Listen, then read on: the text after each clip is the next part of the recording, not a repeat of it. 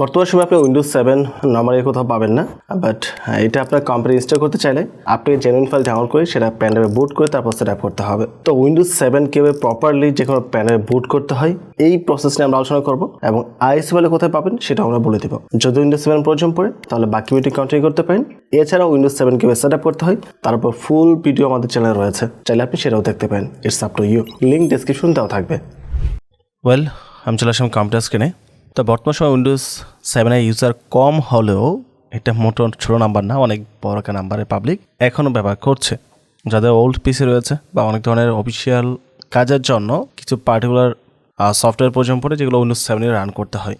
তো নানান পারপাস থাকে, এক একজন এক এক পারপাস ব্যবহার করে। বাট প্রবলেম হচ্ছে অনেকে উইন্ডোজ 7 সেট আপ করতে গিয়ে কম্পিউটার হার্ড ডিস্ক ফরম্যাট করছে বা একটা পর্যায়ে গিয়ে উইন্ডোজ 7 সেট আপ হচ্ছে না। তার মেন রিজন হচ্ছে প্যান ড্রাইভটি সঠিকভাবে বুট করা হয়নি। আর একটা মেজর বিষয় হচ্ছে বর্তমান সময় মাইক্রোসফটের অফিসিয়াল ওয়েবসাইটে আপনি উইন্ডোজ 7 এর আইএসএল পাবেন না।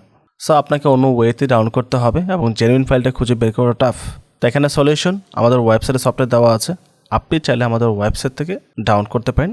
আপনাকে জাস্ট ব্রাউজারে এসে সার্চ করতে হবে RI রবিন লেখে, তাহলে আপনি আমাদের ওয়েবসাইটে পেয়ে যাবেন। তো আপনি উইন্ডোজ 7 আইএসএল প্রথম ডাউনলোড করে নেবেন। ডাউনলোড করার পর এটা প্যান্ডেলের সঠিকভাবে বুট করার জন্য আপনার অবশ্যই রুফুস সফটওয়্যার লাগবে। তো রুফুস লিখে সার্চ করে রুফুস সফটওয়্যার চলে আসবে। বাই দ্য ওয়ে একটা বিষয় বলে রাখি, যদি আপনি সেটআপের বিষয়ে প্রপারলি না জেনে থাকেন তাহলে অবশ্যই সেটআপ ভিডিও দেখে নেবেন।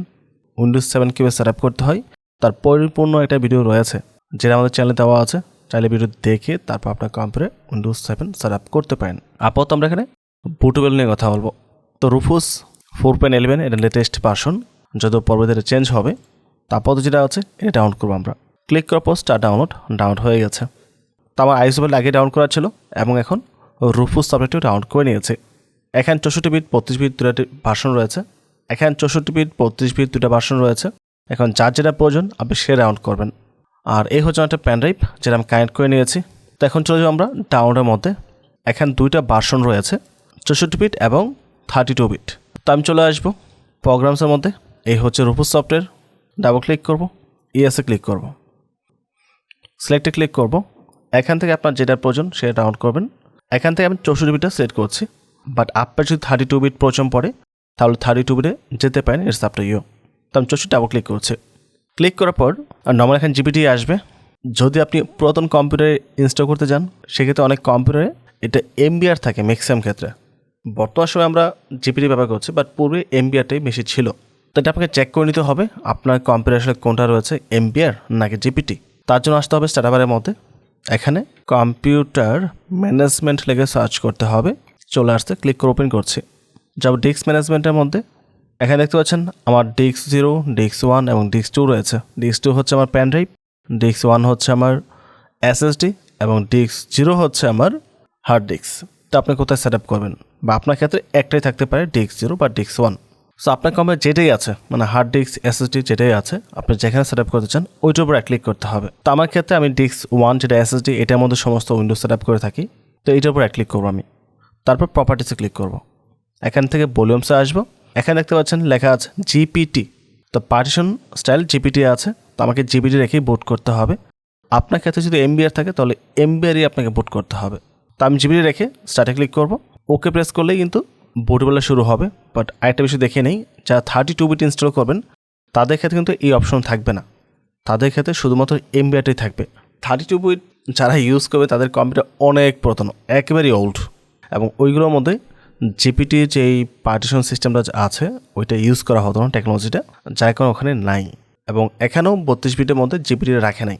সো 32 বিট ইউজ করলে আপনাকে মাস্ট এমবিআরে যেতে হবে। আর যদি বাই এনি চান্স আপনার পিসি থাকে জিপিটি, আপনি চাচ্ছেন এমবিআর ইনস্টল করার জন্য, এটা সম্ভব না, সেক্ষেত্রে আপনাকে 64 বিটে যেতে হবে। এছাড়া অল্টারনেটিভ অপশন নেই। তো আমি এটা ইনস্টল করবো না, আমি করবো হচ্ছে 64 বিট।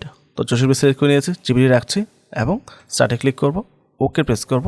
এখন প্যানেলটি ফরম্যাট হবে। ফরম্যাট হওয়ার পর প্যানেলের মধ্যে এই আইএসএলটি বুট হয়ে যাবে এবং এটা সম্পূর্ণ প্রসেস কভার হতে 5 মিনিট সময় লাগতে পারে। ওই পর্যন্ত আপনি ওয়েট করবেন অবশ্যই। যখন আপনার বুটবেলটা কমপ্লিট হবে এখানে রেডি লেখা আসবে। তারপরে জাস্ট কেটে দিয়ে আপনি যেই কম্পিউটার উইন্ডোজটা সেট আপ করবেন ওই কম্পিউটার প্যানেল লাগাতে হবে। লাগানোর পর আপনি উইন্ডোজ সেট আপ করতে পারেন। আর উইন্ডোজ সেট আপের উপর ফুল ভিডিও প্রয়োজন বলে কমেন্ট করে জানাতে পারেন, অথবা হয়তো বা অলরেডি আপলোডও করা হয়ে গেছে। সো এই টোটাল বিষয় আমি এখানে ওয়েট করছি না, কারণ এখানে রেডি লেখা আসলে এটা হয়ে যাবে, এখানে দেখার কিছু নেই। তো যদি আপনাদের ভিডিওটি ভালো লাগে অবশ্যই চ্যানেল সাবস্ক্রাইব করবেন, নতুন চ্যানেল এটা। এখানে আমরা শুধুমাত্র উইন্ডোজ রিলেটেড টপিক নিয়ে আলোচনা করব। তো আবারও সব কিছু মিলিয়ে যদি ভিডিও ভালো লাগে অবশ্যই চ্যানেল সাবস্ক্রাইব করে পাশে থাকবেন এবং ভিডিওটিতে লাইক এবং কমেন্ট করতে ভুলবেন না। পরবর্তী টপিকে আবার কথা হবে। আসসালামু আলাইকুম।